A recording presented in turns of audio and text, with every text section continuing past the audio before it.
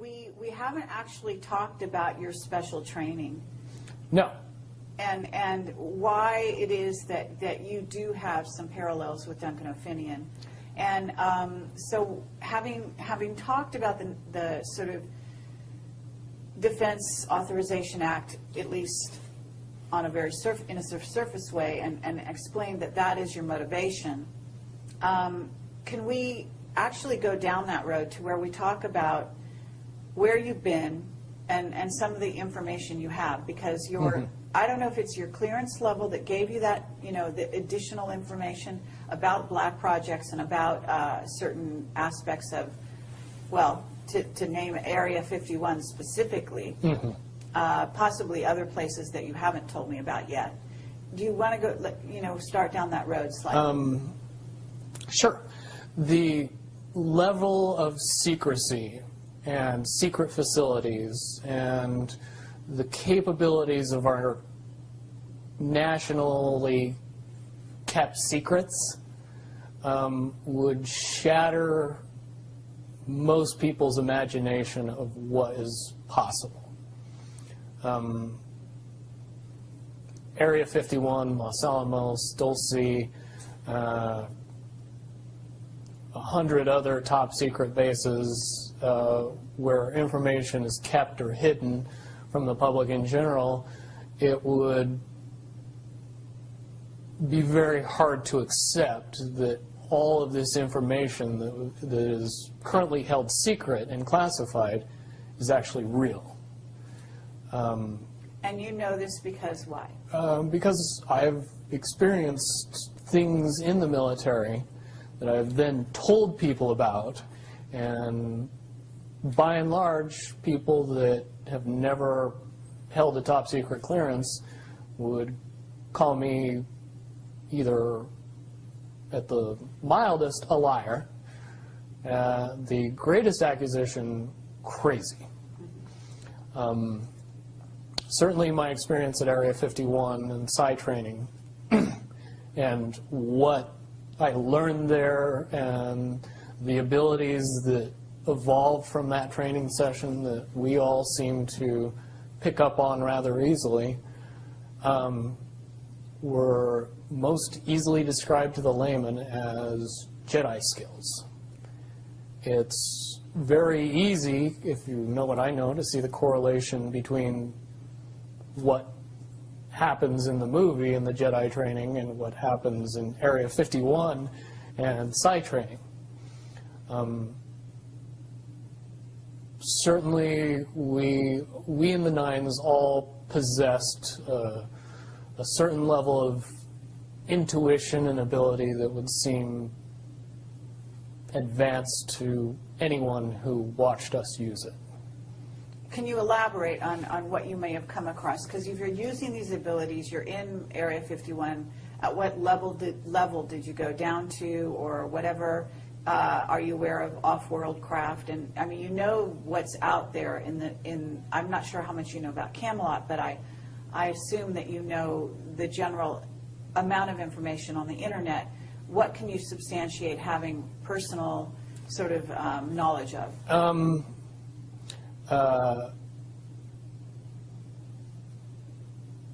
Extra beyond human abilities for every human,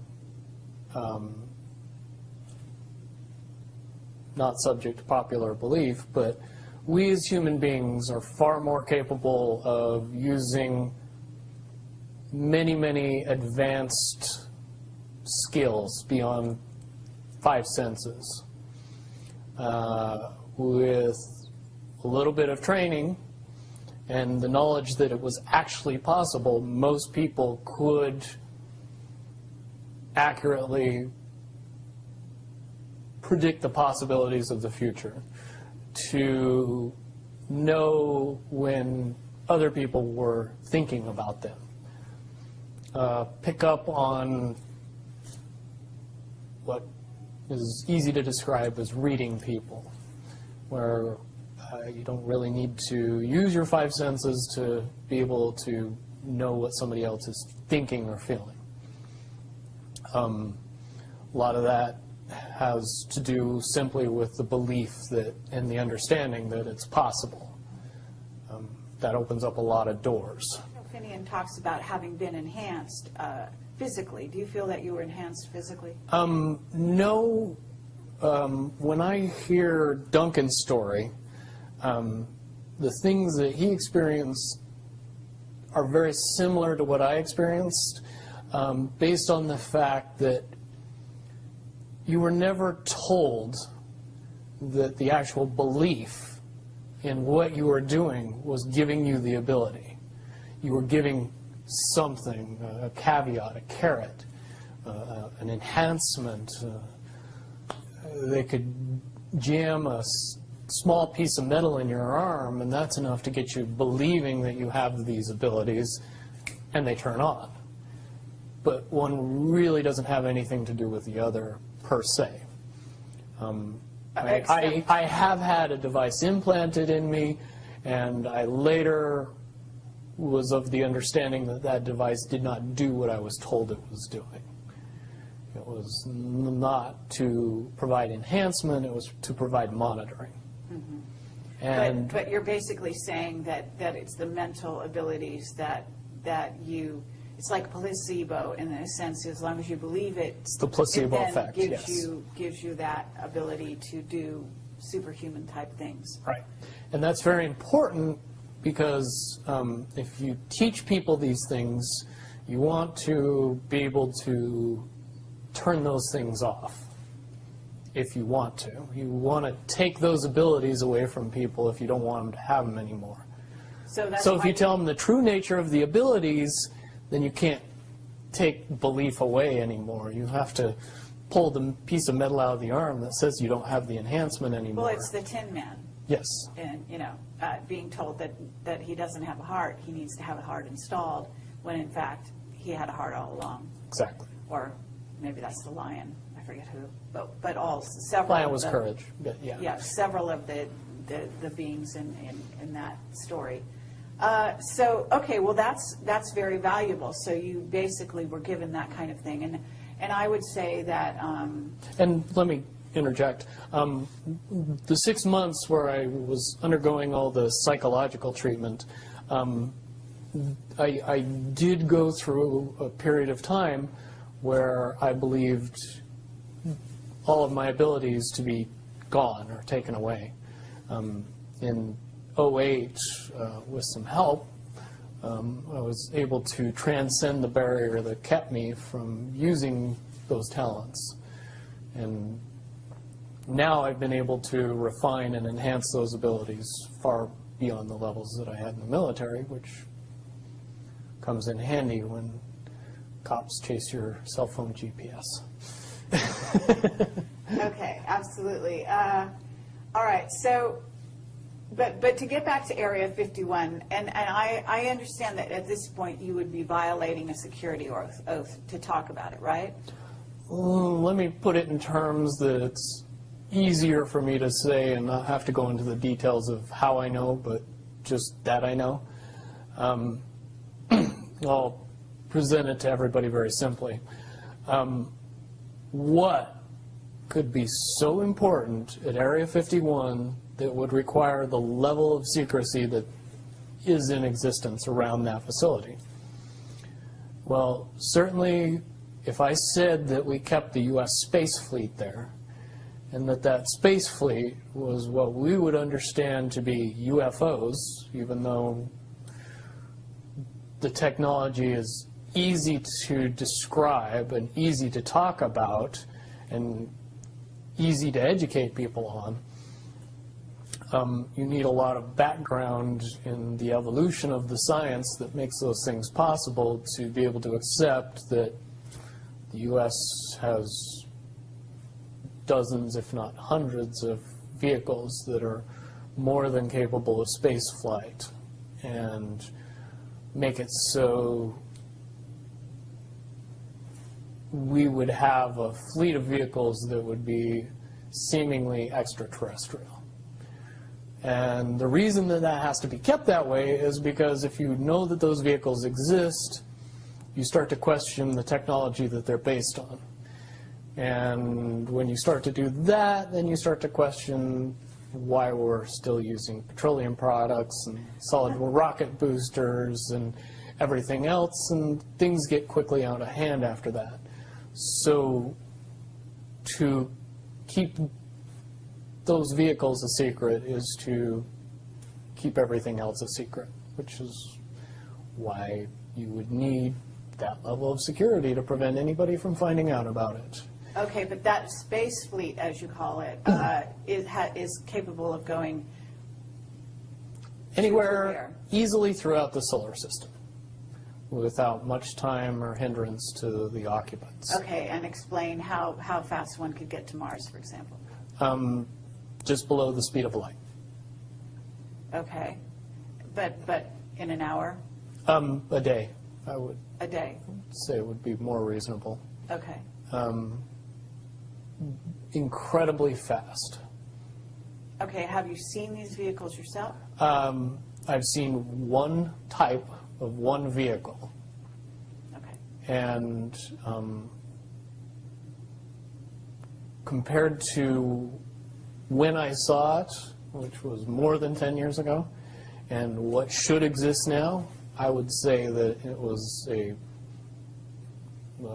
tinker toy bucket of parts compared to what we should have in existence now, based on the evolution of the technology that I know. As far as the off-world bases, I do not possess any personal knowledge. I do, however, believe in and have seen information that would suggest that anybody with a decent telescope could take a look at both the surface of the moon and the surface of Mars and see some things that look very terrestrial. Sure. And things that didn't exist 20, 30 years ago. One of the caveats that I do have some personal information that I did get personally involved in was some information that had to do with the stargates and looking glass, and more specifically the 2012 problem with those projects.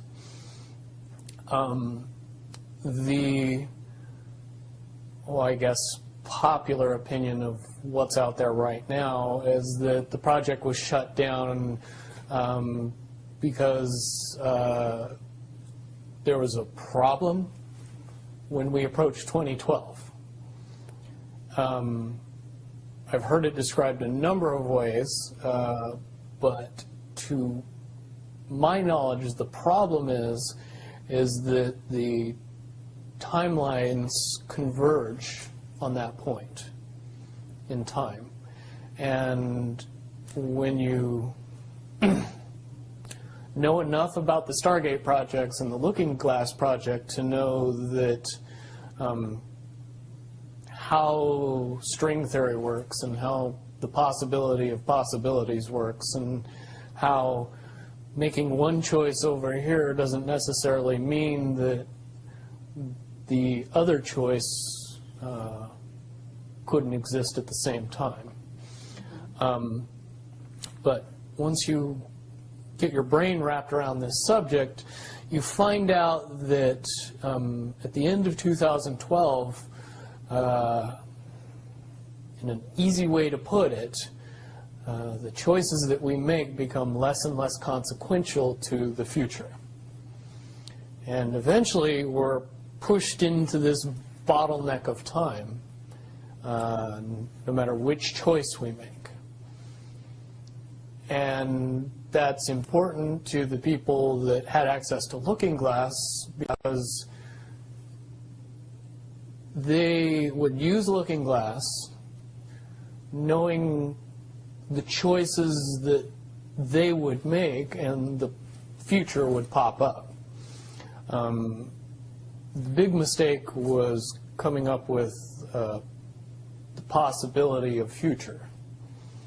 And when we started using a computer to say, well, if we make this choice, it's 79% possible that this scenario happens, and 23% possible or whatever, I'm using round numbers, that this scenario would happen. The understanding at the time was that was realistic. However, if you go down the road further and free will continues to exercise itself on this game, that 79% possibility sometimes changes very, very fast. But if you look at the situation in a point of time, it seems very realistic that that's the greatest possibility. What happened was people, very smart people, began to figure out that something big was coming up. Something that made it so all the possibilities of all the future scenarios of any choice, any possibility that was fed in and observed through the looking glass inherently ended up in the same future. And no decision and no possibility changed past a certain point. That's the big secret. Okay, so is that certainly 2012 in your understanding? It well coincides with December 21st, 2012. So at that point, all possibilities lead to the same Timelines. Rubicon. All possible timelines lead to the same basic set of history in the future. And what is that history to you? Did you know that, or did you find that out? That is the big question. That is the big secret. That is what sends everybody that has all of the information, that knows everything, into a blind panic. The people that know everything about Looking Glass, that have gotten all the reports and all the information, the elites of the world, probably figured out that that was the end of the game. And nothing could be manipulated beyond that point. So do you think that's held true? In other words, well, I have about 60 questions, but do you think that's true or holding true, that nothing can be manipulated, that they haven't found a way to manipulate, that that's still the case? I mean, this is knowledge that you would have gained back when? Back when I was in the military, it would have been before '97 when I got in trouble. And it was things that one of my particular areas that I was amazingly intuitive about is problem solving / mission planning, or more specifically, taking a bad mission and fixing it, getting everybody through and out of it. Troubleshooting an optimum future. Exactly. Certainly knowing how string theory and possible futures works makes it so you can work your mind very quickly to see the reality of what's happening and decide what decisions need to be made to change it for a particular outcome. Okay, but at a certain point you said that even the powers that be, so to speak, realized that having even abilities such as yourself, you're talking about, which they, in theory, had even using a computer or looking glass. Right, they had to use a computer to do it. Right, so in essence, but at a certain point, it's still an end game. It's still, they cannot go beyond a certain point. At a certain point, after they're done hearing the computer tell them, this is what's going to happen, over and over and over and over again, all they become focused on is, how do we fix it? Why? What is this that's going to happen? The you know that? inevitable contraction of the timelines. But what does that mean for this reality? Do you know that? I don't know that. What I do know is that I was called in and asked to solve this problem, this timeline contraction problem. And I eventually did my due diligence and did all the investigating and basically only had one piece of information, and that was reinforcement. The computer's right. The timelines will contract down to some inevitable thing that you guys won't tell me about, so I can't help you. But what you're basically, you came back with was, it is inevitable, whatever it is. There is an inevitable event. It's been forecast, it's been predicted, it's been fed to us in a slop trough of what they want us to believe will happen. But they don't actually However, know. they don't actually have control over what happens. They only have control over the reaction, and it seems that no matter what they tried to do to cause their desired reaction, it's going to have an opposite effect. Interesting. Now, it's much, much easier for me to explain today what that process is as opposed to back then. But if I had to give it a name, I would say it's the awakening process.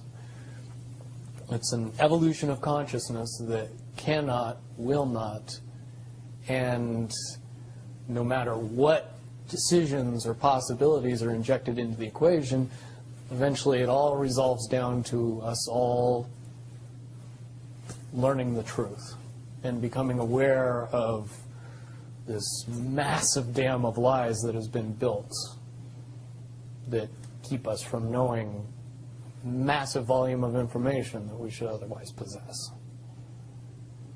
Okay. Well, that's very, very monumental to be told that from a person in your perspective, who's had your background and your exposure. Is it your understanding that the notion that looking glass has been, that there are various looking glasses around the globe supposedly, that according to Dan Burish were shut down? Is it your understanding they're actually not shut down? I believe that they're shut down because they are all saying the same thing, and they're completely useless at this point. Is what you're saying.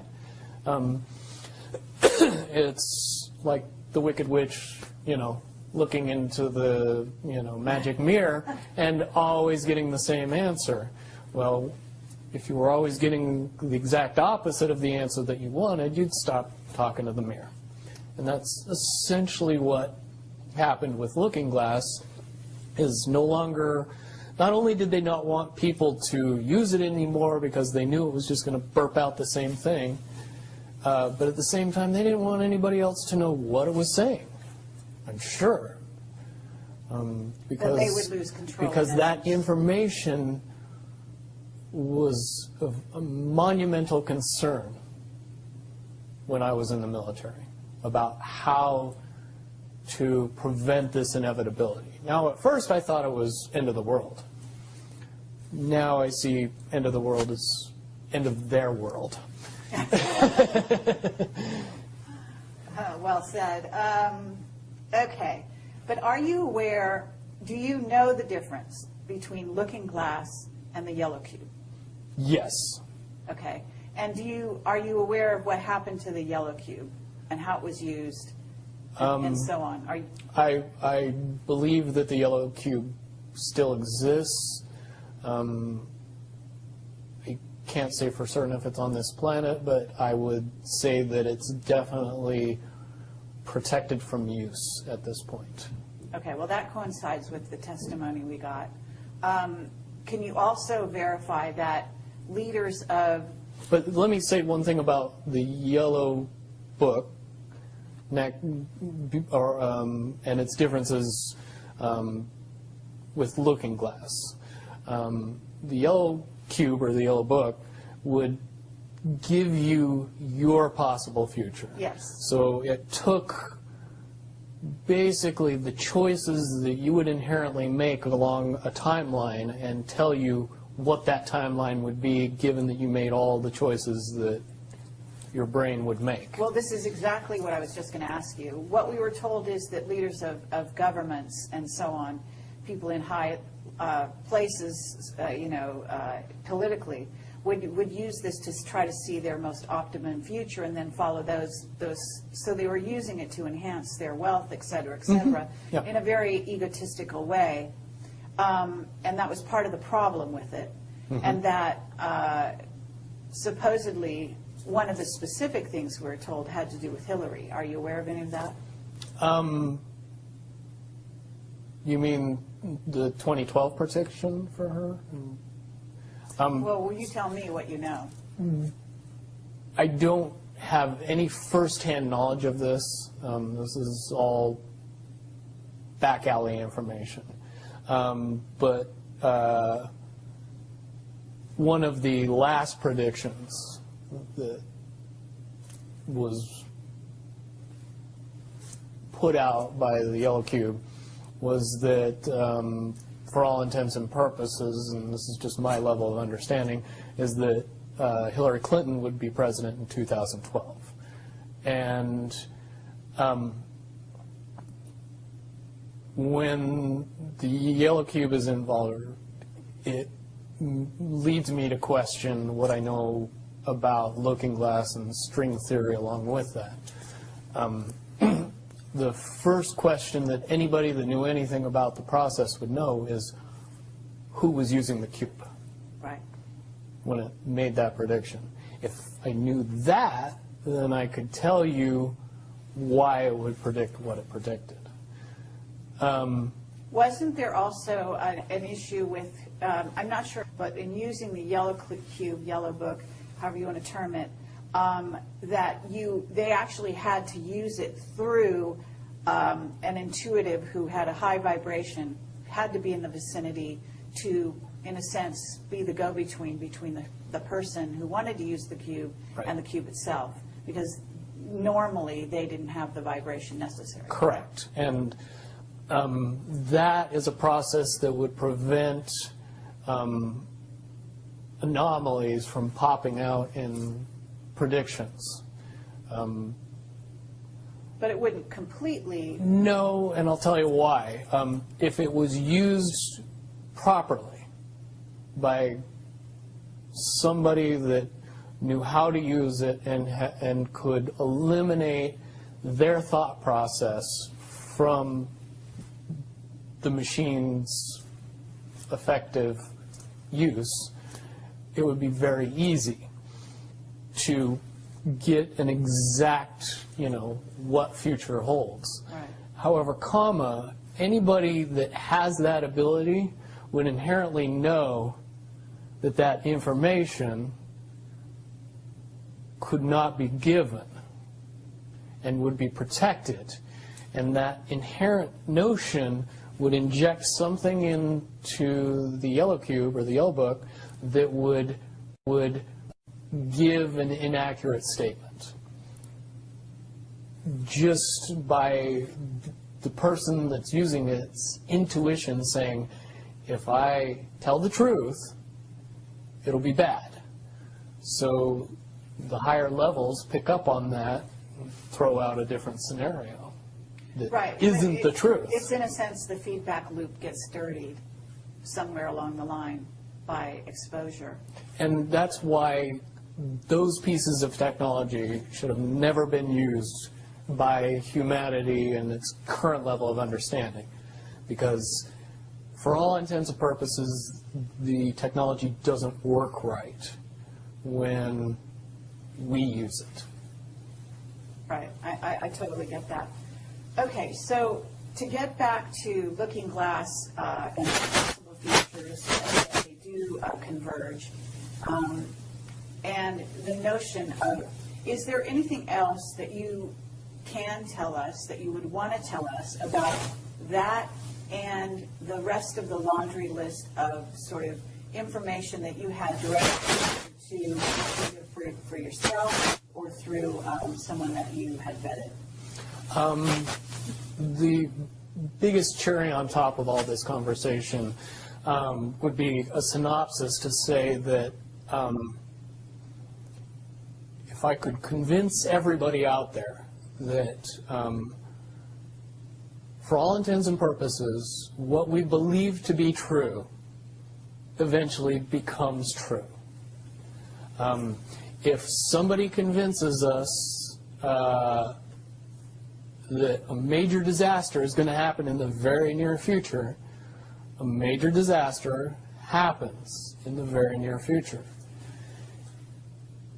If we don't buy into that fear and accept that there is really nothing that we know is going to happen, and accept of whatever happens, that makes the convergence of the timelines happen as naturally as possible. Any attempts to try to go away from this one inevitable conclusion, I again see as a new beginning, an end of this reality, the beginning of something that we can't even possibly understand based on the level of our beliefs currently. But when all that information comes flooding out, there's going to be no denying what's true and what's a lie or what's illusion. We won't have the choice to believe that 9/11 happened because of a bunch of terrorists, because we'll know exactly what's happened.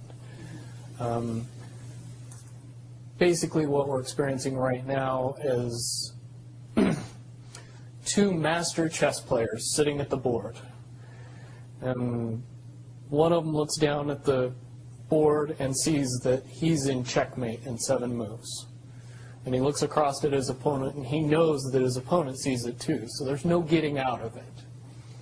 So at this point, the loser can only prolong the game. The game, both players know the game is over. It's only a matter of time before he does this, and then you're forced to do this, and then he's forced to do this, and eventually checkmate. We, as a race, if we could understand that the game is over, that based on the rules of the game, the bad guys have already lost, the good guys have already won. Yes, there's moves left on the table, but those moves are being forced by the player that is going to win. The only way that checkmate can't happen is if the player that's winning makes a mistake. But from all of the information that I've gathered, all of the information that's been given, all of the information that's been vetted to me, it seems pretty obvious that the good guy player on the side of the chessboard knows exactly what has to be done to win the game. And so at this point, any mistake would be all but impossible. But again, you really have to understand the game to know that the guy that's losing is lost. And I'm sure most people sitting watching a chess match between two advanced chess players know the game's over long after the two players know it's over, because they can't see the board and see that there's only 7 moves left. Okay, but when we come to this convergence, and again, you've seen, or the looking glass has seen, up to that point. Now, let me say why I believe that it comes down to one inevitability, is because I was entrusted in getting it down to 2 possibilities. And I've heard both of those possibilities talked about in massive proportions, the good and the bad. Okay, and do you want to talk, do you want to, so can you, in one sentence, say what the good was and the bad was, or are you able to do that? To most easily put it to people, I suppose. one scenario is what most people would understand to be ascension, or an evolution of consciousness that brings us out of the cocoon and turns us into a butterfly. Timeline 2 is some kind of major global catastrophe that drives most of us underground and leaves a few of us on top to fend for ourselves. Very well put. Okay. So I would imagine, and you can... But I would also like to point it out that they call Timeline 2, Timeline 2. It seemed very odd to me that even back then it was identified as not 1. And that Okay. one is the... One didn't get talked about. One is the one that involves what in essence would be ascension, or moving into, from the cocoon to the butterfly. Okay. But I believe, based on what you're telling me, that they would have used a lot of people like you that had a proclivity for being able to see the future, to be what is sort of an advanced psychic remote viewer, whatever you want to call that, and looking glass, to posit these potential futures, to go up to that point and to view it, and that you're just one of many. Wouldn't you agree? I would agree. And back in 1991, when I began my little adventure in the military, I would say that it was pretty obvious that there wasn't very many of us. However, you go 20 years into the future, and you find out that it's coming to the point where there's a lot of people that have that ability, that are inherently realizing that ability, and are able, through some unknown extraordinary means, to develop that ability inside themselves without any outside help or assistance. And it's quite obvious that as far as advanced intellectual abilities, as far as simple intelligence levels, and cognitive skills of the human race has increased exponentially in the past 20 years. And people that were 10 years old in 1991 are now 30 years old and fully awake and conscious of this burning inside that says, I am a lot more than what I see in the mirror. Absolutely. Okay.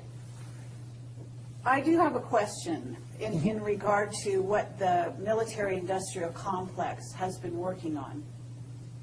Because with the knowledge that you say they have, assuming that they have this level of knowledge that you're talking about, right? In other words, of the timelines converging and the fact that there was going to be something. And I don't know if you saw the movie or the TV show Fast Forward. I mean, but there's been so many possible, scenarios in that regard.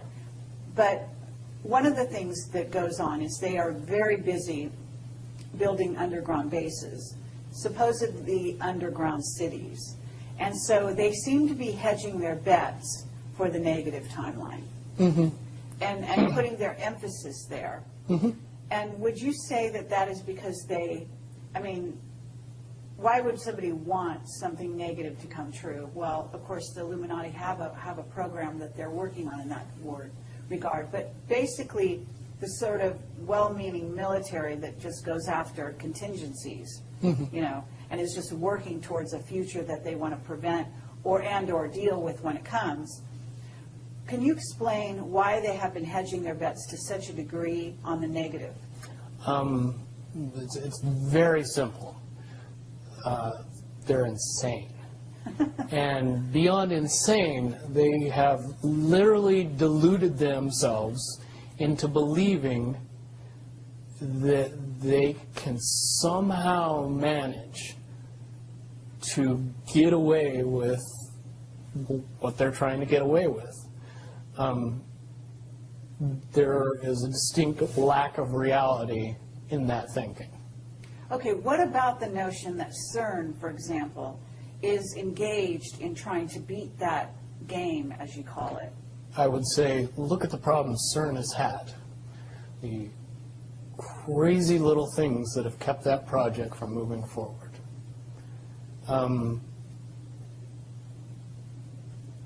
Certainly, they have never even come close to getting that project to the level that they want it to be to do what they really want to do with it. Okay, well, what about the notion that, that's the party line, that they haven't been able to do so? But if you really think about it, that's what they would prefer people believe, so that they don't think that there's a threat.